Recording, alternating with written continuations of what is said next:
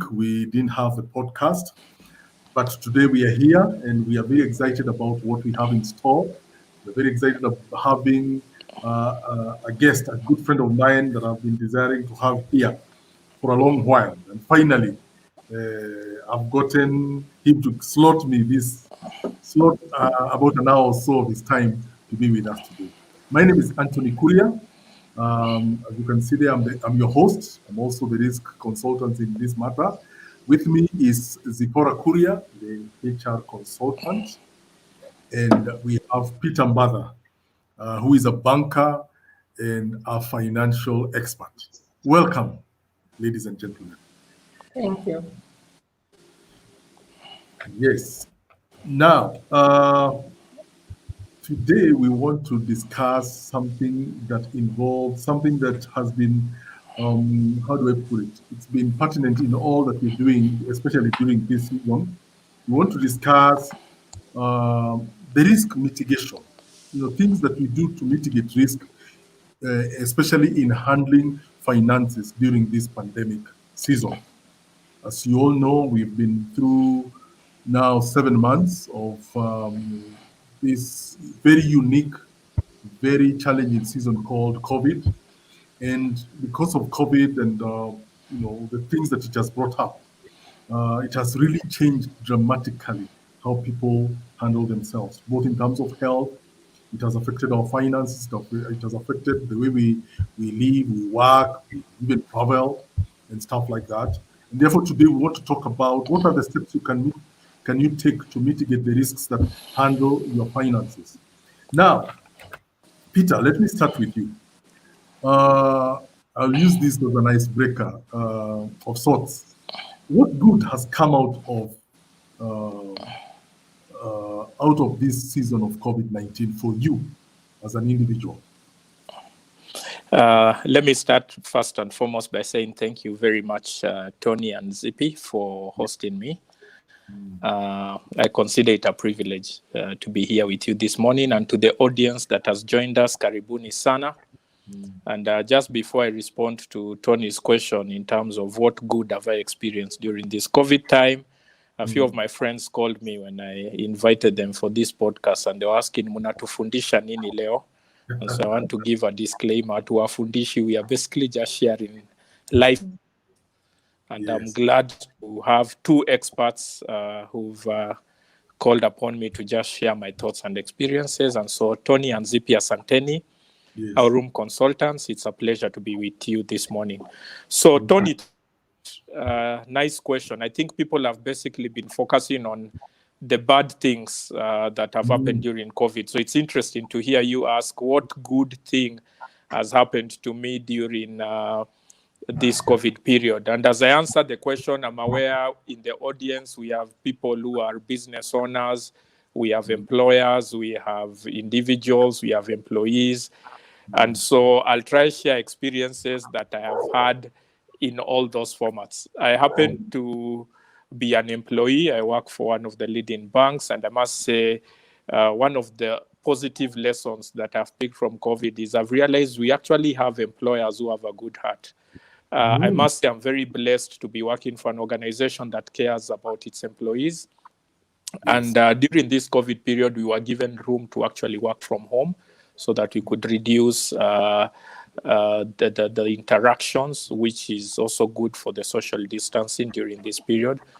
And in the case of my employer, I must point it out, my employer went out to the extent of enabling us to work comfortably by facilitating for us to get working desks and chairs. So we didn't have to pick the desks and chairs from the office.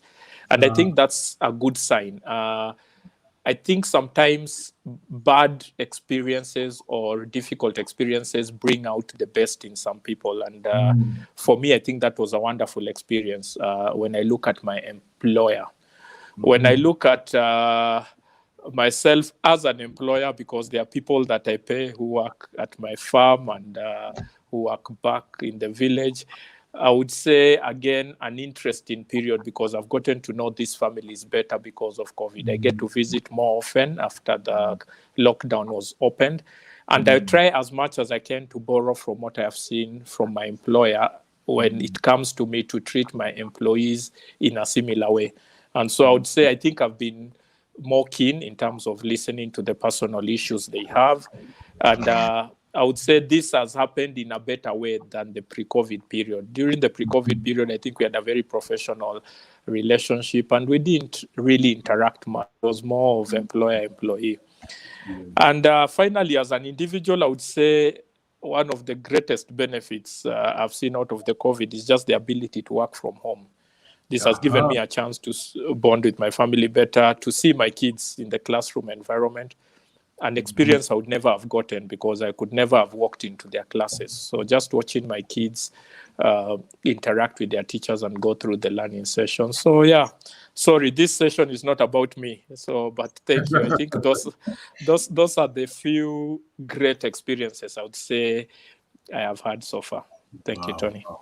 Wow, those are actually, you've really encapsulated everything that most of the things that if somebody was to sit and think what has happened to COVID, I mean, to me as an individual because of this pandemic season, you have really given quite a number of points. I don't know whether my colleague Zipporah, whether she can be able to give any positives that have come during this COVID season. Thank you, Anthony. I think, like Peter has said, a lot of us are focused on the negatives that COVID has brought, but there's a lot of positive that has come out of COVID. And like Peter has said, personally, it has enabled me spend more time with my children. You know, I'm actually wondering if we were to go back to the old normal, how things will turn out to be, because now we are used to spending a lot of time together when they're learning, even when we're working. We have brought work home and it has enabled the children to actually understand what it is that we do. Now, when I say I have to go for a meeting, a face-to-face meeting, they're actually interacting and asking, why can't you do the meeting virtually? You know, and they're getting and, they're engaging and they're wanting to understand more about what it is that we are going to do. I mean, what exactly are you going to do out there that you can't do from here? So I think that has been one of the biggest benefits, just helping our children also understand what it is that we do, even to put bread on the table.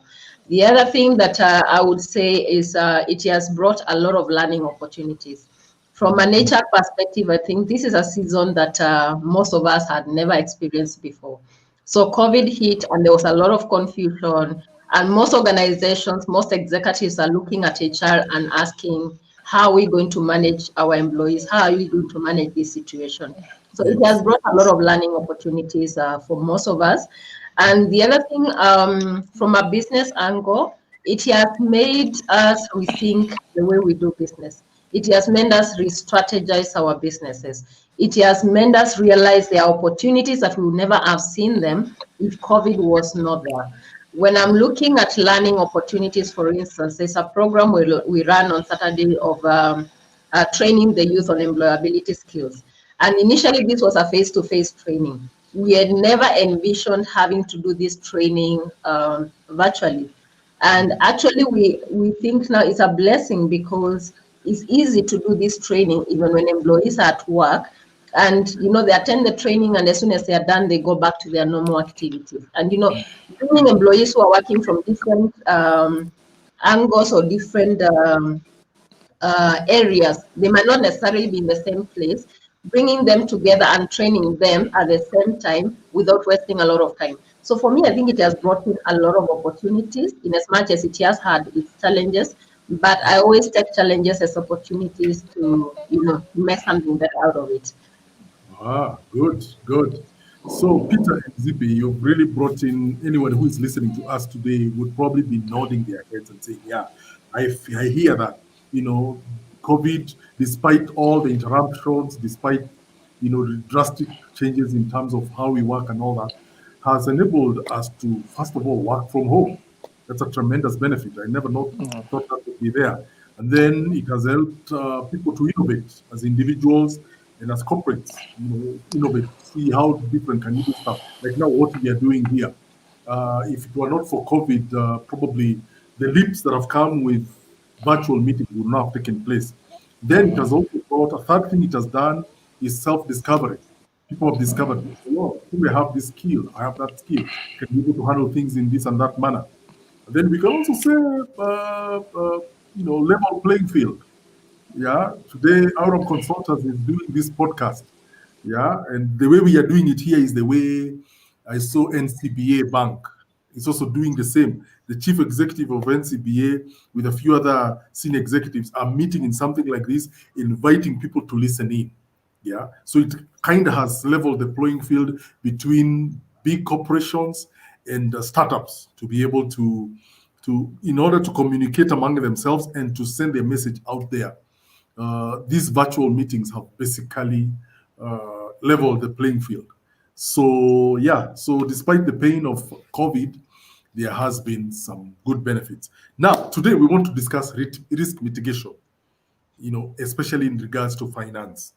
And Peter, the first thing that I would think about when, as somebody who handles issues to do with risk, is money, resources, finances. How do we handle this during this difficult season? The first thing that comes to my mind, is reconsidering spending habits. Can you share something a bit from your as perspective? How you can reduce risk by reconsidering your spending priorities? All right. Once again, thank you, Tony. I think I like the approach that you are taking, and this is so timely because we are having a discussion that everybody who is in this audience, and even those who will be watching us later, Yes, maybe on YouTube, the recording, would be able to identify with, because we are actually living through this pandemic period. Now, exactly. I truly agree with you, Tony, that despite, of course, the good things that we've talked about that COVID has brought, we need to be conscious and to think of how do we manage risk, especially in the finance space. And Yes. as I said, a number of us are fortunate not to have lost our jobs during Yes. this period or even get pay cuts. We have quite a number of friends, relatives, people we know who probably lost their jobs during this period. And so the issue of risk mitigation is not a choice anymore. Whereas Yes. risk used to be a foreign term in the past, risk today has become a very close subject, even at an individual level. And so I Mhm. agree with you. And what I would say is, what I've had to do myself, even during this period, is to reconsider the spending priority. Yes. Whereas in the past, you would, for example, uh, do lunches with the kids Yes. after church every other Sunday. Yes. I think the financial challenges we are facing uh, give you the feel that you need to save a bit more, be more deliberate about saving. And Yes. so I like being practical. I think that is one of the areas, and I don't know whether my kids are watching this, they would agree. Maybe they would not be excited about that choice, but I'm just giving a practical example in my life where Yes. I've had to reconsider the spending priority. Yes. I think I've become more sensitive to investing as well, Uh-huh. because with the risk that is there, risk also comes with opportunity. So I keep saying every coin has two sides. So there is Yes. the area on how do you cut down on spending, Yes. how do you avoid what is not necessary. All right. I know there are people who go to shags every weekend because probably they are doing farming. So I have a friend and a cousin who to go to shags every other weekend. He has had to cut that down to every 2 weeks. Again, Yes. just as a way of reconsidering the spending priority. But looking Yes. at the other side of the coin, as I was saying, with all these issues, I've also seen an opportunity, and I don't know whether our audience is aware of this. You realize even the government itself is broke.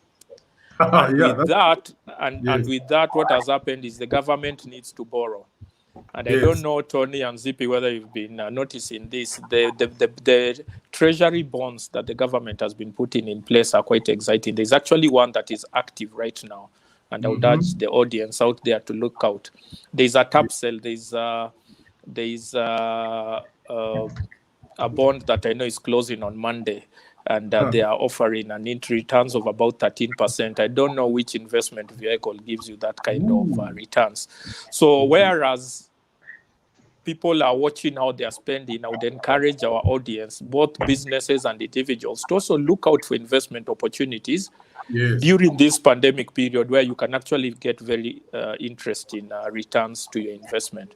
And I think I've shared, I've given a hint, I've given one of the options free of charge. If you need more, you can look out for me. So I think that would be my take, Tony, in terms of mitigating risk by reconsidering the spending priority. Brilliant, brilliant. Zippy, from your perspective, from your HR perspective, dealing with employees and employers, what would be, how do you handle this issue of reconsidering spending priorities? I think, Anthony, I will look at this from the aspect of businesses budgeting. I know big organizations and NGOs work with budgets, and they tend to stick to their budgets. Yes. Now, small organizations, either because we don't know how to do this, or we don't think we have a way of managing the budgets, we actually don't deliberately do our budgets. So I think when I look at this pandemic and the risks that it has come with in terms of finances, as small business owners or medium business owners, it's important for us to start inculcating the discipline of budgeting. So if I know this is what I want to achieve at the end of the year, then how do I make a plan in terms of what are the salaries going to look like? What are other expenditure areas that I'm going to get involved in the course of the year, and look at it and see, do I have the money? And it goes back to what Peter has also said in terms of, putting in reserves. As a company, when I'm making a lot of money, am I putting in reserves that would cushion me in the event that there's a situation like this? So I would go back to issues of budgeting, especially for businesses and smaller businesses. Now, this also applies to personal finance management. And one of the things personally I have learned through this season, because I'm not only an employer, I'm also an employee where I draw a salary. So I have learned that I have to live within the money that I'm getting. And most of us might have taken salary pay cuts. Now, you realize if you have taken a salary pay cut, you have to readjust your budget. You have to figure out, how do I still meet my obligations with minimum money? And one of the things that I have realized is not about how much money you're getting at the end of the day. It's about how you prioritize and you plan for that money. One of the things personally I've had to do is start a kitchen garden, plan skuma wiki, and cut budget from going to the market, but have that supply done within my home. The other thing that I've had to do is rethink about how I do my shopping in bulk, cut down the expenditure in terms of buying things in bulk that I don't have to buy in an expensive way. I will give you an example, for instance, like tissue paper. If you walk to the supermarket, a good tissue paper would roughly be between 26 and 30 shillings. If you decide to buy this in bulk, you'll probably get it like at about 19 shillings. So you find actually you cut down a lot of costs, and that is just one example. The other thing is I have had to do personally is cutting down on non-priority expenditure. So things that I really don't need to spend on during this season, have put them on hold. But above that, I think also what I have learned, and this, and that's why I've said that this COVID has brought in a lot of opportunities, a lot of learning opportunities. I have learned that it's a must to save. It doesn't matter how little I am getting, even if it means I'm going to put aside 500 shillings, it needs to be something that I'm inculcating in my culture to save. So that is one of the things that I would say that I have really learned during this season in terms of, mitigating financial risk, both for business and both as a person. Wow. Thank you, Peter and Zippy. Those are very powerful points when you think about risk mitigation, the first place as we've said, is reconsidering our spending priorities. And some of the points that came out in my mind as you was talking, for example, for our listeners out there. And first of all, before I continue, let me appreciate Florence Mudusi, Thank you for sending your comment. You've said it's a great opportunity to learn. You are glad to be here. We are also glad that you're here. Keep sending your comments, Florence, or anyone else who is listening. Keep sending your comments. If there are things you'd like to clarify or understood, we will appreciate. Now, going back to this point of reconciling your spending priorities. You know, Peter, some of the things that people think about, for example, a typical person working, or even a business that is running, your biggest cost as a business or as an individual, if you're earning an income, one of the biggest costs is rent. So if you are renting office premises, or you're renting your home and you feel your salary has been cut, salary cuts, one of the things you could do is probably renegotiate your rent with your landlord, whether it's a lease from a business or you're staying somewhere. If you realize things are bad, I know quite a number of people who have gone to their landlords and look, you've housed me, I've been using your offices or your house for this long, and this is what has happened. I've gotten a 50% pay cut. I don't know what to do next. Please, can we renegotiate rent for this season? When things go back to normal, it will be good for you and for me to be still in this relationship so that when things improve, we can again go back to what we had originally agreed.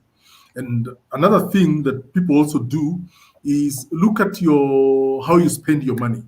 I learned some time back there's something called the 50-30-20 rule, where 50% of your income goes to your needs, things like rent, like transport, like food, and stuff like that. 30% goes to your wants, things that make your life a bit easier, comfortable. If you have a car, you probably relook at how you're spending on fuel. It could be entertainment. You reprioritize what is it that you could reduce, like the way Peter you're saying about going to eat out. You reduce the frequency of that.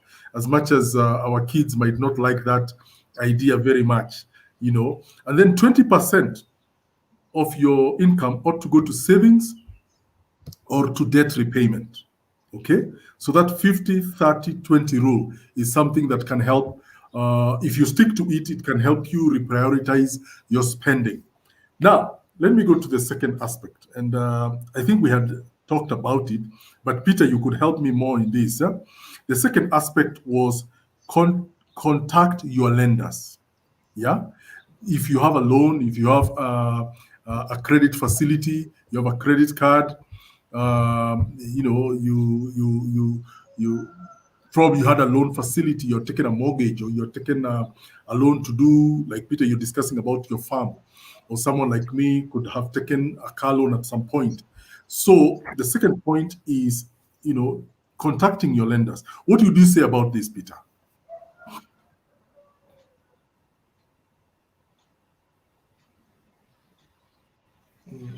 I think I was muted. I hope you can hear me. I was muted. So I was saying, again, a very interesting way of mitigating risk during this difficult period or pandemic, as you rightfully said, Tony, would be to contact your lenders. And I don't want to say much here.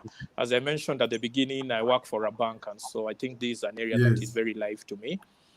And I think what I would want to emphasize is, especially to the audience out there, if you are the one who has borrowed, it is actually your responsibility, if this pandemic has affected you, to reach out to your lender. Don't wait for your lender to call and ask, why aren't you paying your monthly repayments?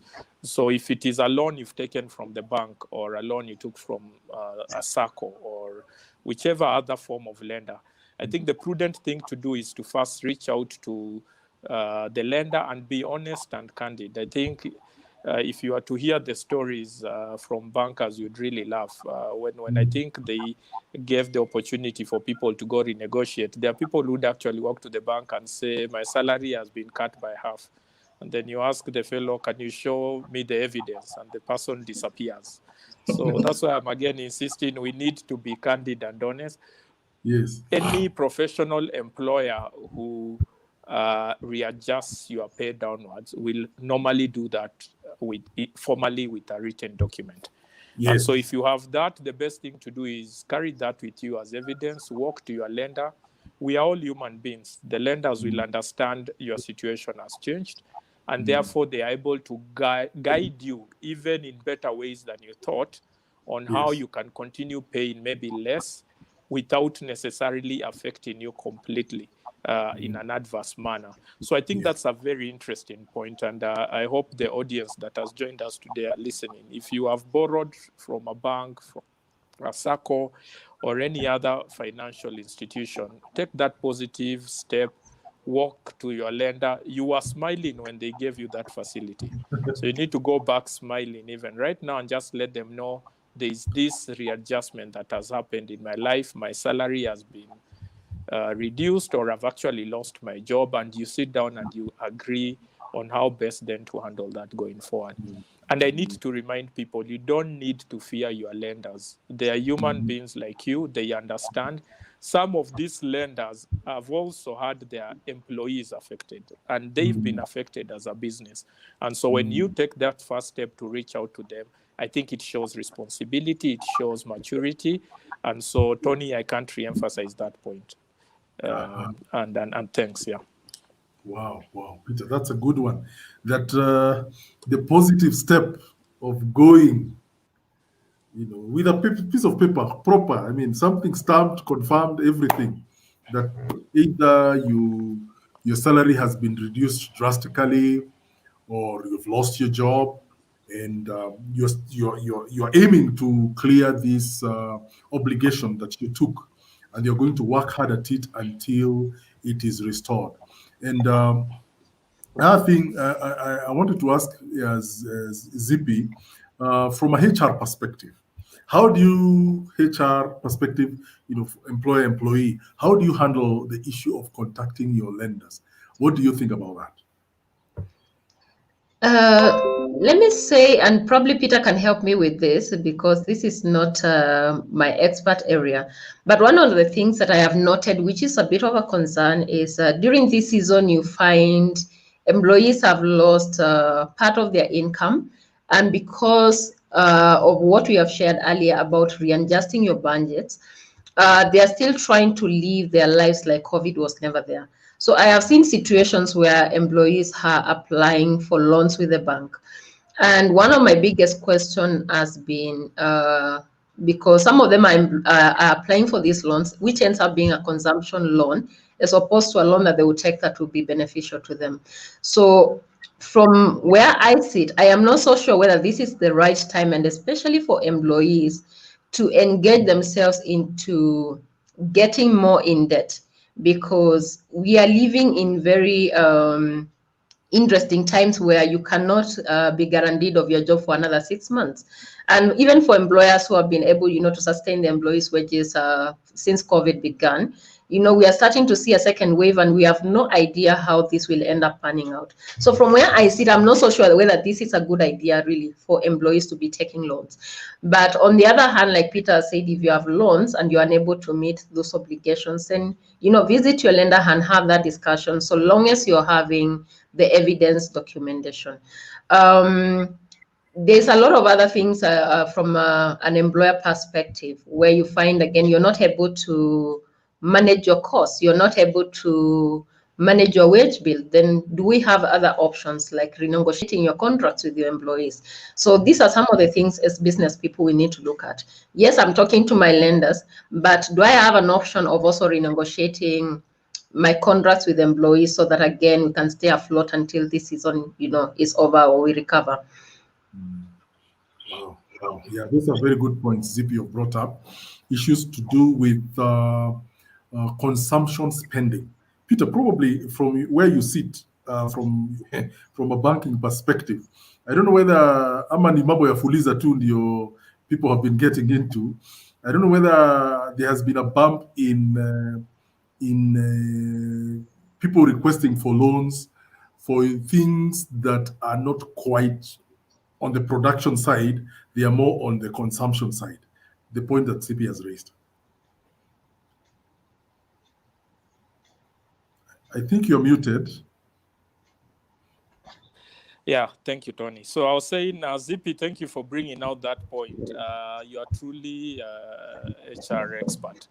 it's only human resources who keep reminding us you need to borrow for production, not for consumption. So, yeah, Tony, I would say, I think with the emergence of mobile loans in Kenya, borrowing has been made much easier. And of course, I'm sure you saw the headlines in the newspapers a few weeks ago that the Fuliza debt has gone to something close to 200 billion, I think. That's a lot of money. Yeah. And I think the key issue here is to again remind our audience as we remind ourselves, because we are not perfect. We are, as I said at the beginning, we are not teaching, but we are sharing financial truths. It's important before you borrow to ask yourself, is this really necessary? Because if you're borrowing to consume, then it becomes very difficult having to then repay that debt.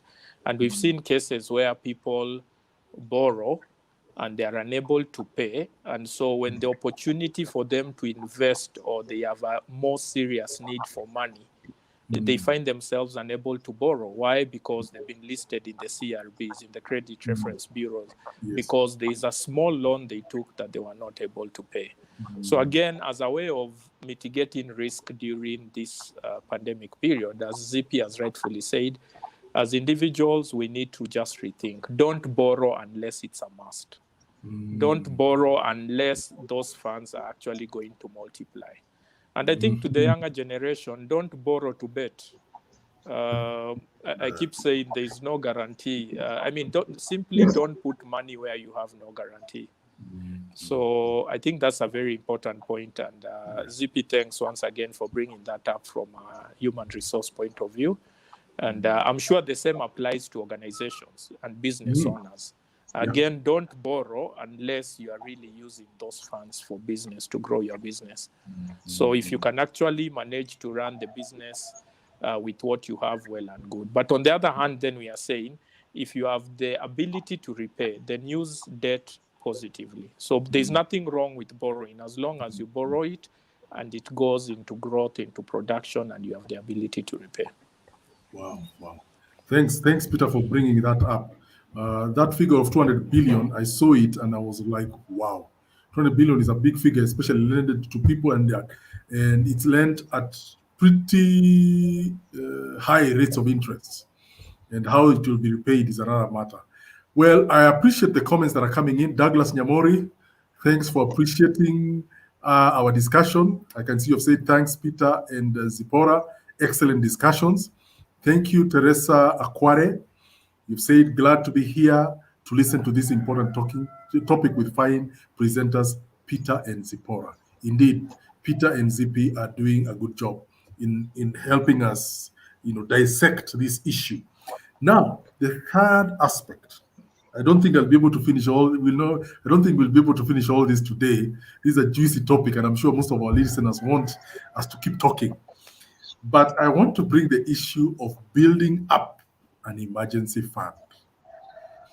Now, from both a corporate perspective, business perspective, to an individual perspective, everybody aspires to build up an emergency fund. Now, Peter, this is a rainy season. If there was ever a rainy season, not literally, because it's raining during this season, but you remember we used to be told you put a savings for a rainy day. Now, COVID-19 in 2020 is that proverbial rainy season. Give us some aspects about building up an emergency fund in spite of in spite of this difficult situation. Thanks, Tony.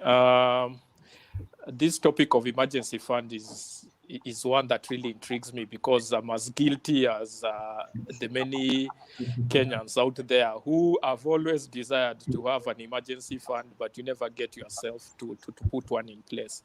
Yes. I have struggled, but I think in my case, I had to learn the hard way by interacting with other financial experts. And I realized, even as I address that issue of emergency fund, Tony, I think it's good for us to define what emergency fund is. Yes, because I think some of us have completely different ideas of what an emergency fund is. From the little experience I have, an emergency fund is just a set of funds that you put aside for a rainy day, like you said, Tony. and nobody knows when it will rain. If I think I was to bring this point home, and we are told this many times, if you are employed, you want to put an emergency fund on the side that would enable you survive in a similar way without your lifestyle changing for the next 3 or 6 months if you are to lose your job today. If you are an employer, then you want to also have an emergency fund on the side such that should business not bring in what you expect, you are still able to meet your costs, like paying rent, paying your employee salaries, taking care of all the business costs without necessarily having to give excuses. And so an emergency fund is not an option. An emergency fund is something that all of us must be intentional about putting in place. And like you've rightfully said, Tony, I don't think there is a period that has taught us the importance of emergency fund better than this COVID period. You can imagine people who walked to their offices one day and were just told from tomorrow you are not required to come back to work. And the person telling you are not required to come back to work is not even telling you when you will come back or whether you will ever come back. So you can imagine such a scenario and you don't have an emergency fund in place. So I would say the people who suffer the most from this are actually employees. I think business owners, people in business, because of the challenges that come with business, understand the emergency fund better. And business owners know this month can be good and next month can be bad, so they know how to put money on the side. And so as we talk about emergency fund, I think I would want to focus more on those of us who are employed. Because many times we look at that salary as if it is guaranteed. And the reality is that that monthly salary is not guaranteed. And COVID has taught us that very well. So you can imagine a scenario where, I mean, let's take a typical example of somebody living in Nairobi. You have monthly rent of 30 to 50,000. You have to spend on food. You have to spend on transport. Your kids are in school. Maybe you have to pay some extra tuition fee because they are connecting through online classes. You still have employees in your house and in your farm and your estate where you need to pay. So you can imagine these are costs that will not disappear because your employer has told you to not come to work tomorrow. So if you don't have an emergency fund in place, it can be very problematic.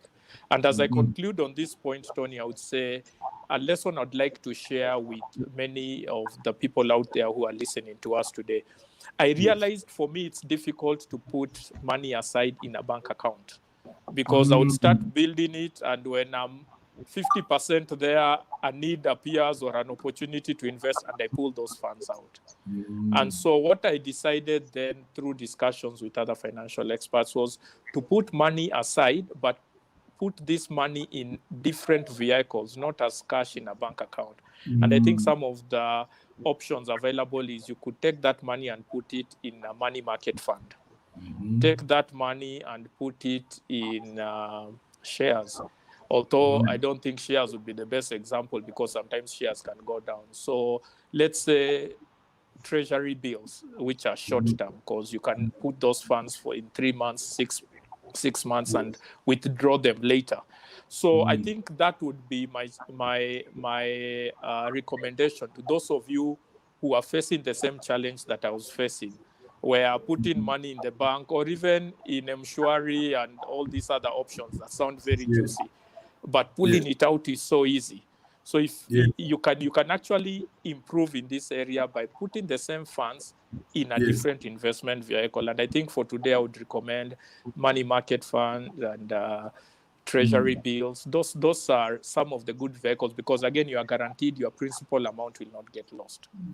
And when you need to get this money, as much as you can't get it immediately, you can still be able to draw it out within maybe a day or a month. And it's a good plan. For example, if you're putting an emergency fund aside for school fees, I will be paying school fees every 3 months. Then you get treasury bills that run for 3 months.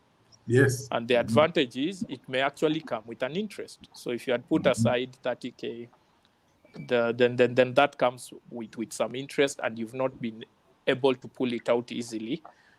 for other spend. So I think those would be my recommendations for now. Wow, Peter.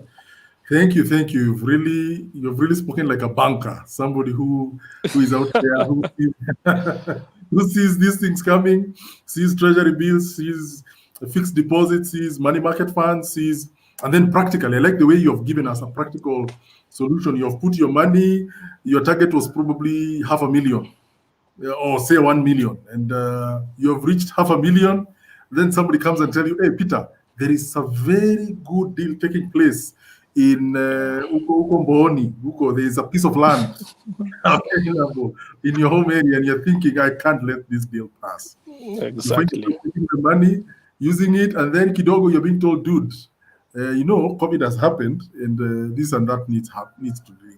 Now, before I bring Zippy into the equation, I can see the comments have flooded. Wow, Peter, you are our I don't know, golden goose that lays the goose that lays the golden egg. I can see comments are coming, and I'm really thankful. Some of them are very powerful. Like Douglas Nyamori has asked one question. It may be good to define what emergency would be. That's a good question. It might be good to define what emergency would be. Before I even look at all the others, I think this is a very good question. What would be emergency? Let me bring Zippy, the HR aspect, because employees come and some of them are talking about emergency when bonuses are about to kick in. Others are talking about emergency because a baby is about to be born, yet there was a 9-month notice. So Zippy, what would you say? I mean, just give me your own version of what an emergency would be. So from my own little knowledge, I would say emergency would mean is something that is unforeseen, something that had not been planned for, and it's here with you and you need to deal with it. If I was to look at this COVID scenario, when it started, most of us were of the idea that it will be here for 2 weeks, 3 weeks, we'll be back to normal. Yes. But unfortunately, we found ourselves going on with this pandemic, and some people ended up losing their jobs completely with no source of income. And there's something Peter has mentioned that is very critical. Most of us think our income is guaranteed, especially when we are employees. And the truth is, it's not guaranteed. Your employer is only looking at paying you for this month. So what happens next month when there's no business coming through? The truth is they'll be looking at sending you home. So if they send you home, then where do you start if you have no money to start somewhere? If you're the kind of an employee who has spent every single coin you're getting, and you're basically living hand to mouth, sometimes you find your month is bigger than the money. So when we look at an emergency fund, it needs to be that money you can be able to access and use it for an event that was unforeseen. It could be an issue, but again, I don't even think I would say medical is an emergency per se, because like you're saying, it's an issue of you need to plan. You need to know that I could be sick. So if I'm sick, then how will I be able to manage this? I will take an example with this COVID situation. Most of us by now are aware that most insurance companies will not cover for this COVID pandemic if you get sick. Yes. Most of us, because by the virtue of we have to leave our homes, go to work, go to the shopping malls, we are exposed. So there's no telling whether really we will not contract this pandemic. So my question would be to anyone listening to us today. So what if you have to find yourself in that scenario where a pandemic has hit you or this COVID has hit you?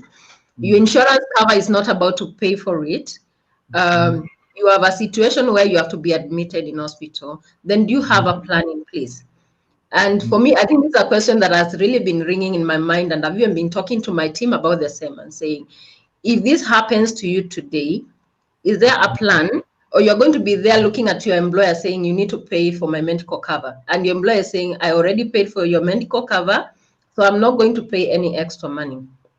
And the truth is, right now, I've seen insurances starting to come up with a product, very simple products where, for instance, you'll pay 3,000 shillings premium and you have a cover of 100,000. It might look like it's a small amount, But the truth is, when you need that money, it will be a lot of money compared to when you did not take that precaution. I think one of the other things I can just say to just add or build on to what Peter has said, from a business perspective, I think we also need to look at, and especially small businesses and medium-sized businesses, most of our employees are the employees who probably don't earn a lot of money. We might be having employees who earn 20, 30,000 shillings, which might not be a lot, for them to survive. We need to find a way of helping them. Probably do some sort of training like financial clinics and help them understand you can save 500 shillings. You don't have to wait until you're earning 100,000 to start saving. You can start somewhere. Bring those education forums closer to them and help them understand the importance of the same. Also look at issues where you can encourage yourself to join symbol saving societies like SACCOs, and I keep on saying SACCOs are very powerful, and especially for employees, you can be able to save slowly and eventually be able to even take out your money or borrow in the event you need to use that money for something. So there's a lot of ways as employers we can actually employ to try and help our employees know what it is that they need to do to cushion themselves and have some emergency money somewhere in the event we are unable to completely support them. So that would be my take on this issue. Wow, wow. Both you and Peter, thank you, Zippy. You and Peter have really, uh, deconstructed this whole issue of an emergency. I like the fact that Zippy have defined what an emergency would be. And indeed, for both businesses and individuals, as employees and business people, we find ourselves in situations where we need to build up an emergency fund and have it. And I like the way, Peter, you've brought it up. The discipline, building up an emergency fund involves discipline, denying yourself. Remember what I said at the beginning, the 50-30-20 rule, that 20% of your income ought to be either repaying debt or putting aside for savings. And the vehicles could be many. As you've given an example, it could be simply a savings account. You could escalate that to a unit trust, a money market fund, which will earn you more interest, but not, earn you more interest, but you'll still be able to access your money like you would with a savings account.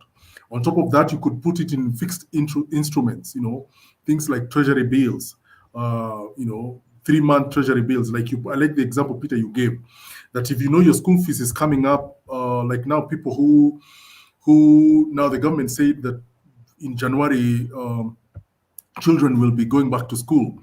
You could put aside, you could invest some money in treasury bills commensurate to your children's school fees right now, so that if it's a 3-month treasury bill, by the time we reach in March, it is giving you back the principal plus a good interest. It could be also a fixed deposit. You could put it aside.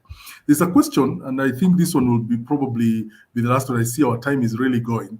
Again, from Mr. Douglas Nyamori. I have never thought about this before, but he asks, on an emergency fund, is it wise to save under a foreign currency account? Yeah, Peter Mbatha. Can we, you and I? I had a feeling he'll throw this to me. But I think first and foremost is to thank Douglas. He's actually been the silent panelist today. And Douglas, thank you for the intelligent questions. And just before I answer Douglas, Dagi, thank you so much for asking us to define emergency. And it's interesting. Zippy, thanks for the examples you gave. But for me, I keep telling guys, emergency is basically anything that was unforeseen. If you are pregnant, it's not an emergency. You have actually 9-month notice. So by the time you get to the 9th month, it's not an emergency. Similarly, school fees is not an emergency. You clearly know after 3 months you have to pay school fees. If you're planning to go on a holiday in December, it's not an emergency. It's something you know. And so I think, thanks for that question, Douglas, because many times we also use funds that we've put aside for emergency to run our normal needs. And so thank you so much, Dagi. So probably we almost missed the point there by probably giving an example of why we need to put money aside for normal needs, not for emergency. But I think the best example I would say of an emergency is like we've said what COVID did to us. I mean, nobody saw it coming. Nobody was prepared for it. So if today your employer relieves you of your duty, that's an emergency. If you Yes. get an accident and you can't continue working, it's an emergency. But Yes. ZP, more importantly, thank you for bringing the aspect of getting sick. Again, getting sick is not an emergency, our good audience. So we Yeah. know you can get sick at any time. So how do you mitigate? Get an insurance, get a medical insurance. And ZP, thank you for sharing with us some of the affordable insurance options that we have there. I think my Yes. final example would be death. Guys, death is not an emergency. And so again, just to add to ZP's example, get a last respect funeral insurance cover. Yes. I'm sure many of us would identify with me. We have cases where we have our loved ones getting sick and maybe they are hospitalized for a very long period and they eventually pass on. And so you find many families being forced to sell their assets.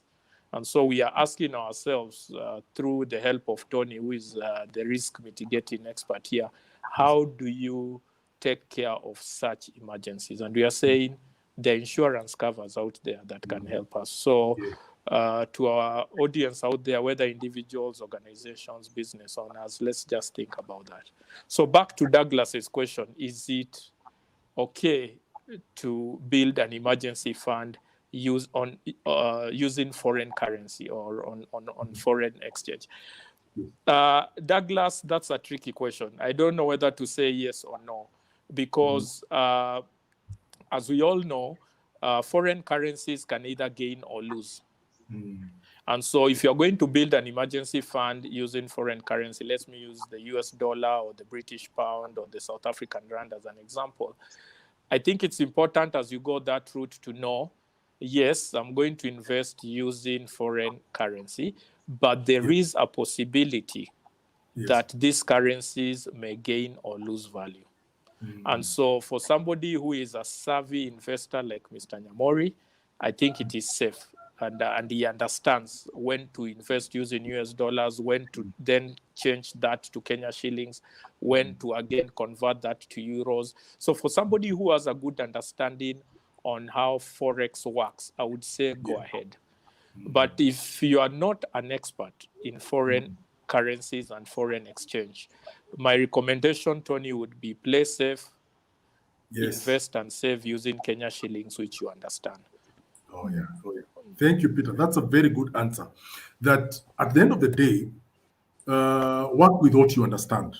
If you have access to some of these financial institutions, you have an account with KCB or with Barclays. I mean, ABSA nowadays it's ABSA. You have equity. You have access to Treasury. The people in Treasury who can be able to give you an idea that the dollar is trending downwards versus the Kenya shilling. So it's better to liquidate your dollar assets, buy a Kenya shilling, convert them to Kenya shilling, and put a fixed deposit. Or if the euro is looking like it's weakening against the dollar, the long-term trend, then probably convert your assets from dollars to euros and put a fixed deposit on that. Those options are there. But if you do not have access to that, unless you have money that it's not really emergency, it's like a long-term investment, and probably you're getting resources coming in. You're getting either paid in dollars or paid in euros, or paid in pounds, and then it would make sense to invest to save in that currency. Playing that with help of experts in the treasury departments of the various banks. Now, our time is up. Peter, it looks like you might have to come again. I had about 5 or so topics that I needed us to discuss under risk mitigation. So we might need to get you to come back. Hopefully, we can agree that with you after this podcast. But I like some of the comments. Let me go through them step by step. Thank you, Shali Nyamori. You've said I'm learning a lot as always. Good job. Thank you, Dongo Wawangombe. He said it's a timely topic. He wanted us to discuss strategies for SMEs. This is where most of employees tend to turn up to. Discuss strategies for SMEs to manage their businesses during these risky times. And Dongo, I think this is something that we'll probably need to discuss in our next podcast. It's something, Peter, You being in, from your patch in the financial sector, you would help us come up with ideas on how to help SMEs in these times. I also want to appreciate Priscus Casey. Thank you for your comments. One of the successful ways of raising an emergency fund is actually saving, or better, investing before spending, especially for salaried colleagues. This actually boosts the discipline of spending. Priscus, you have hit the nail on the head. Tony, if I may interrupt, Priscus is actually a friend of mine from Tanzania. So it's interesting to see your podcast has gone outside the boundaries of Kenya. Thank you, Priscus. Priscus, thank you. This operates in Kenya or in Tanzania. If you're salaried, nyoa hiyo ya savings. Since you're from Tanzania, we'll say in Kiswahili, hiyo ambayo umepata mshahara, nyoa ya akiba, weka kando, na kila mwezi nyoa, weka kando, iendelee ikijaa. Then from there, now you can begin the process of deciding what to do. Ann Juguna, thank you. You've said this is a timely topic. Spot on, thanks. Teresa, again, thank you for your comment. She wanted you to, how do I get started with treasury bills like as soon as possible? Peter, you can see, sio mimi peke yangu. You might need to come back very soon to give us more discussion. In fact, that's something that many of our listeners, both corporates, SMEs, individuals, would want to know. At the beginning of the podcast, you talked about that infrastructure bond. I think it's an infrastructure bond, a treasury bond that's coming up. That's something we would want to discuss next when you come. Sheila Miseda, thank you for your comment. Thank you for your comment. Teresa, again, thank you for compliments. The compliments that we have wonderful and knowledgeable presenters.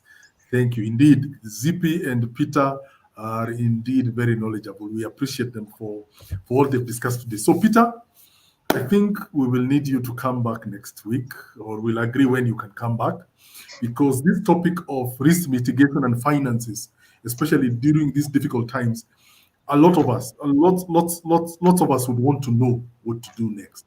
And as we keep sharing, we keep discussing, we'll be able to educate ourselves on what to do. So as we close, I want to appreciate our listeners. I want to appreciate you, Peter and Zippy, for logging in. As to our listeners, Aurum Consultants is a risk and HR consultancy.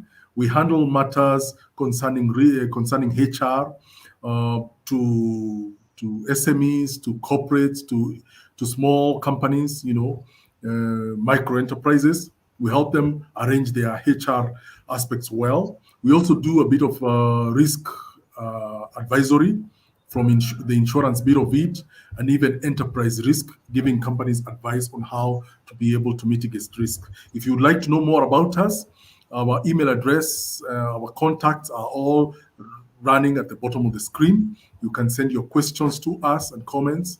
Our email address is www.aurumconsultants.co.ke, and you can get in touch with us on Facebook, on email, and even on LinkedIn. So, Peter, thanks a lot for gracing our podcast today. We hope we'll be able to get you back very soon. So what are your final comments, Zippy, as we close? Wow. Save. Doesn't matter how much money you're getting, whether small, whether much, learn the art of putting something on the side so that in a rainy day, you have something to turn back to. Peter, what will you conclude? I think you're muted. Sorry, just to say once again, thank you so much, Tony and Zippy, for inviting me to be a part of the discussion today. And I can't re-emphasize what Zippy has said. I'm very passionate about financial management, and so I agree with you, Zippy. Save. And if you can't save because the little that was there to save almost depleted, then you live within you. Exactly. Thank you, Peter. Live within your means. Save. Thank you. Yes. So to our listeners, Please log in, same time, same place next week. We will endeavor to continue with this discussion. Thank you for all those who send their comments. We look forward to hearing more from you. Have a nice weekend.